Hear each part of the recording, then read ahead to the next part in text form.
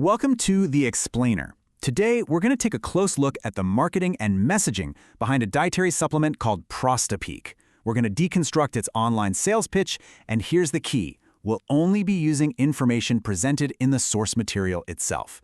The idea is to see exactly how it frames its promises to potential customers. Okay, let's jump right in. So this is the first thing you see, right on the page. It's the headline, and it really sets the stage for everything else. It's a bold, direct claim. Brand new ingredients, specially designed for the health of your prostate. That one sentence immediately tells you the product's purpose and exactly who they're trying to reach. So first up, let's break down the core promise. This is all about understanding how the sales material first identifies a problem, and then how it positions Prosta Peak as the one and only solution. The pitch gets going by establishing the stakes. It frames prostate health as something, and this is a direct quote, you don't want to take lightly. This really connects the product to a pretty significant and, sensitive part of aging for men. And right after presenting the problem, here's their solution. Now, what's really interesting here is the specific language they use. Prosta Peak is defined as the only product in the world with a unique blend. You see, those phrases are absolutely key to its marketing. It's not just presented as an option, but as a truly one-of-a-kind formulation. So let's dig into that unique blend. The ingredients are a huge part of the sales argument, so let's take a closer look at how they're described. The source points to these key features. It's a proprietary blend, which basically means the exact recipe isn't public.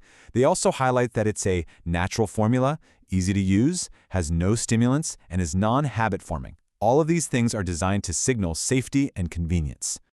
Okay, so the page lists out several ingredients. For instance, you've got Saw Palmetto, which is pretty well known in supplements, and they say it may support prostate health. Then there's green tea, which is described simply as good for the prostate. And this brings us to a really crucial point, the wording. You have to notice the consistent use of this, careful language. Phrases like may support, can help, and good for are not the same as definitive medical claims. This choice of words is a really important piece of the whole message. So how does the pitch build trust? Well, it seems to rely on two main pillars of evidence: personal stories from users, and then a list of scientific references. Let's look at both. First step, the testimonials.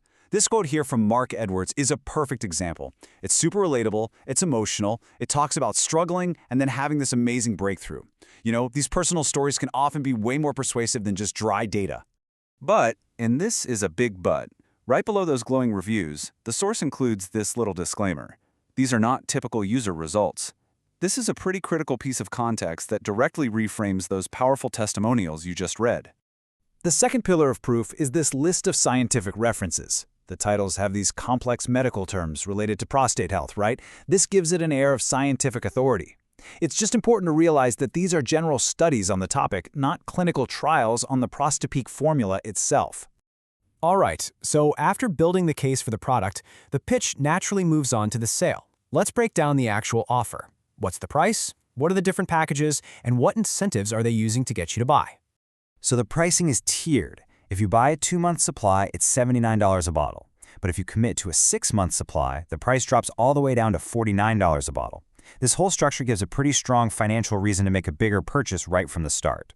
And here's how they really drive that point home. The page claims that a whopping 97% of customers choose the biggest package. This is a classic and really powerful use of social proof. It basically suggests that buying in bulk isn't just a good deal, it's what everyone else is doing. And just to sweeten the deal on those larger packages, the source throws in 2 free bonuses if you order either the 3 or 6 bottle option. So what are these bonuses? They're digital books with titles like Revitalize Your Vitality and Erectile Mastery. What this does is it broadens the product's appeal by touching on related health topics that are probably pretty interesting to the same group of people. And finally, let's look at the fine print.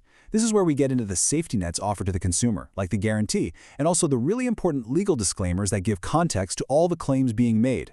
The offer is backed by a really strong guarantee. 100% satisfaction, 180-day money-back guarantee. I mean, that's half a year. This is designed to make it much easier to decide to buy because it feels like it removes the financial risk. But right alongside that great guarantee, you have these standard but absolutely vital disclaimers. The source states very clearly that its claims have not been evaluated by the FDA. that the product is not intended to diagnose, treat, cure, or prevent any disease, and that the website's content is based on the author's opinion. This slide really puts the two side by side. On the left, you've got that powerful marketing headline, and on the right, the legally required clarification. Seeing them together like this really highlights the careful line that supplement marketing has to walk. And all of that leaves us with this one final thought-provoking question. The entire sales pitch is built around this idea of supporting prostate health. But when the product itself explicitly says it cannot treat, cure, or prevent any disease, it really makes you think, what does the word support actually mean in this context? And that's a question every consumer has to answer for themselves.